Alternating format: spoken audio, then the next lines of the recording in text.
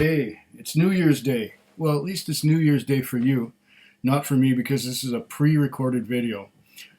But seeing as it is for you New Year's Day, I thought I would do something special this time. This whiskey was blended by a friend of mine, Mike Mehnert, who lives in Ontario. And this is the only sample left of this in existence. I'll read the backstory. It's something special. This is the only of it. This is all of it that exists in the world of this batch. Anyway, what if, when I was making mead and just starting my whiskey journey, a friend of mine asked me to make a blend of whiskey for him. It had to be smoky, oaky vanilla with a dry finish. That was over 2 years ago. About 4 months ago, I was able to give my friend that bottle of whiskey. Okay, so maybe he still has some. His friend, that is. In honor of my friend Ian Taylor, I named this whiskey Tailored. This is all I have left of batch number 1. Enjoy, Mike. Okay, that's what we're going to do. This is all that is left. And no one else has any, except for maybe Ian Taylor, who might still have some of that bottle. And of course, this was sent to me some months ago, so it's more than 4 months since Ian Taylor got that bottle. This goes back a while. I think to the end of summer. And it's okay. We got the tight top of this mason jar open. We pry. Okay, we pry the top off.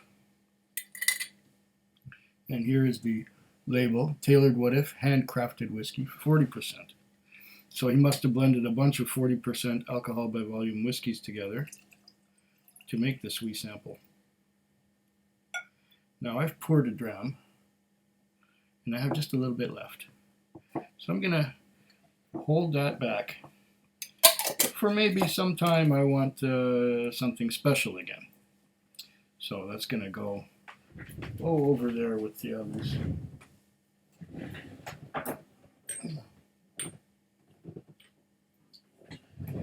Okay. All right.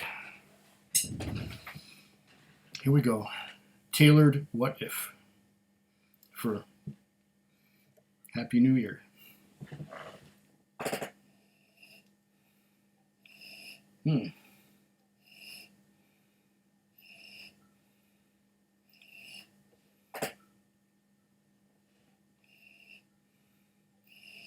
Okay.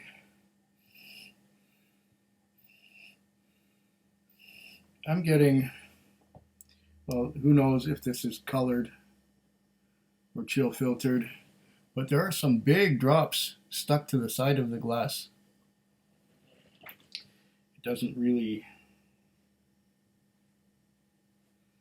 stick. It sheets down, but there are big drops in little trails going down the side.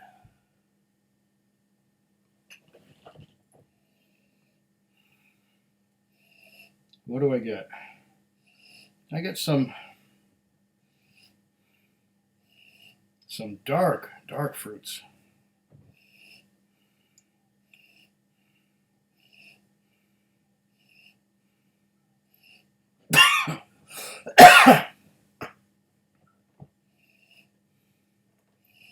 I get something reminiscent of a 12-year-old Glenfarclas. But from what I understand, Mike Mehnert isn't really into Scotch, or he wasn't into Scotch yet when this was being made. So I'm guessing maybe he was, let's see, he's got a lot of Canadian samples that he sent me, and what is in here? This shoebox here has some other mason jars in it. Okay, he's had things like Little Book and Johnny Walker and Baker's Bourbon.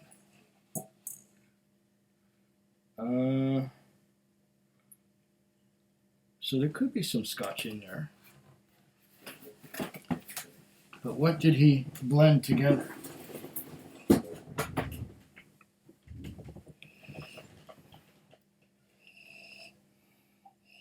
I'm definitely, you know what? There could be some Irish, some Canadian, some American. You know, that could be some classic bourbon notes that I'm getting rather than wine and dark fruits. Um, there's some cherry, definitely. There's some brown sugar. There's some bit of rye spice.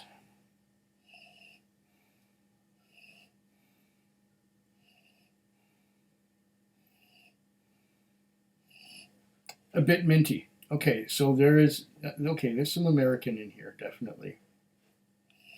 But what did he blend with it? Something smoky. What could he have blended smoky in there? I have no idea. I would really love for him to be a bit transparent and let me know what's in here. There's probably some bourbon, high rye bourbon, or high corn rye. Maybe something Canadian. Maybe something Irish. Maybe something Scotch. Maybe a blended Scotch is in here. Maybe he just added some Johnny Walker Double Black or Johnny Walker Black to some bourbon. Definitely getting a lot of vanilla and caramel. So this nose is almost like a bourbon, but what did he blend with it? Did he make it an international blend?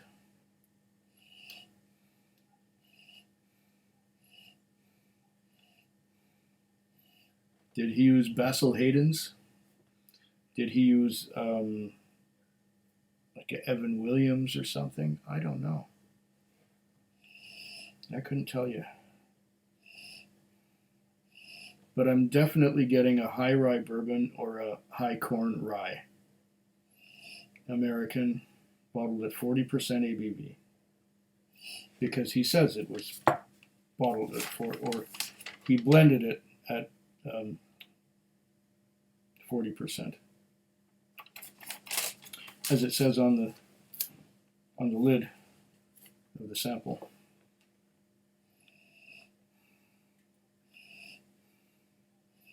Okay, once again, brown sugar and cherries.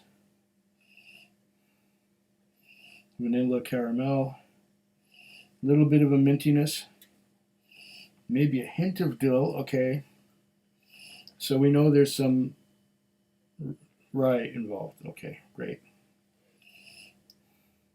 The nose is pretty transparent. Let's see what we get on the taste.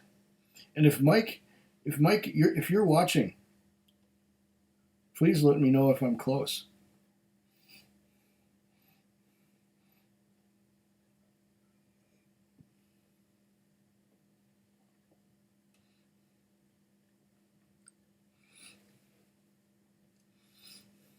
Oh, interesting. Initially, vanilla. Vanilla, vanilla, vanilla, vanilla. Lots of vanilla. Right away. It's almost as if it's had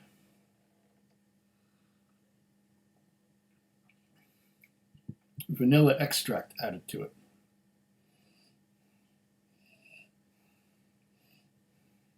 I'm getting some vanilla on the nose, but not like on the palate. Wow.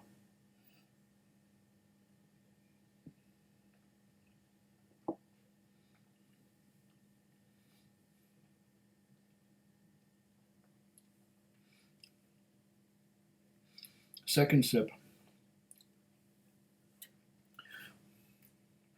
Initially, an alkaline, slippery mouthfeel, then a burst of vanilla, then something spicy. The burst of vanilla stays there. It's amazing that how much flavor Mike was able to put in this. It doesn't really smell like much, but when it's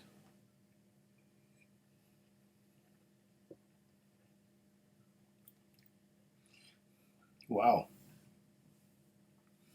Lots of vanilla. Then it transitions to something quite spicy. It's spicy now. Spicy coating the tongue, vanilla coating the inside of the mouth on the palate. Oh, interesting. The finish,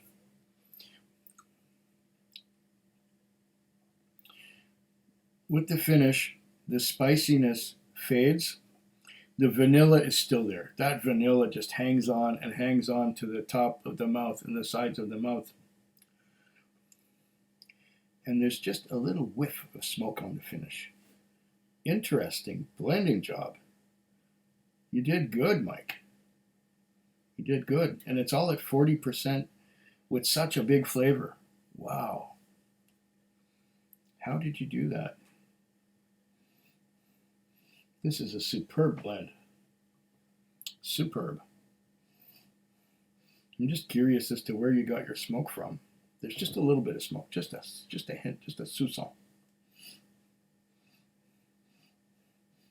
I get the impression that Mike Mehnert doesn't like peat. So maybe it's not a peat smoke. Because over here he says, oh, where is it? He sent me some peated samples that looks like they're from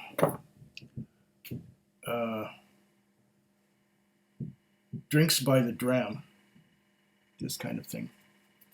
It says here, "Hello Quigworth, it is I, Pete. I guess no one wanted me, so I've been sent to you. Enjoy, Pete and Company." So if there's anything peated, he's not into it. So where did he get the smoke from? If not peat. But when it says smoke, there's just a hint, just a little bit. Yes. Nice. Nice. This is fine. This is very, very, very nice.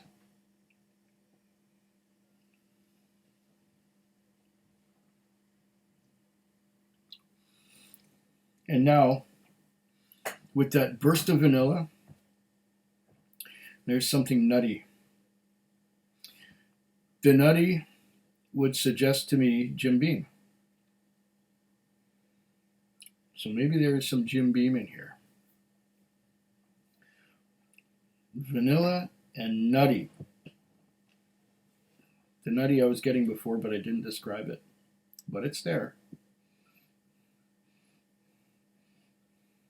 A little bit of dill, a little bit of mint on the nose. Definitely high rye bourbon or high corn rye. Mixed with who knows what.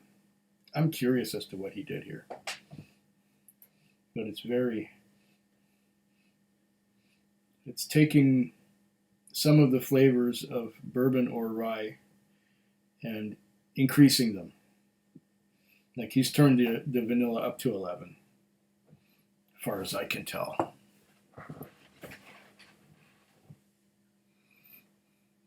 And it's big on flavor, but easy drinking.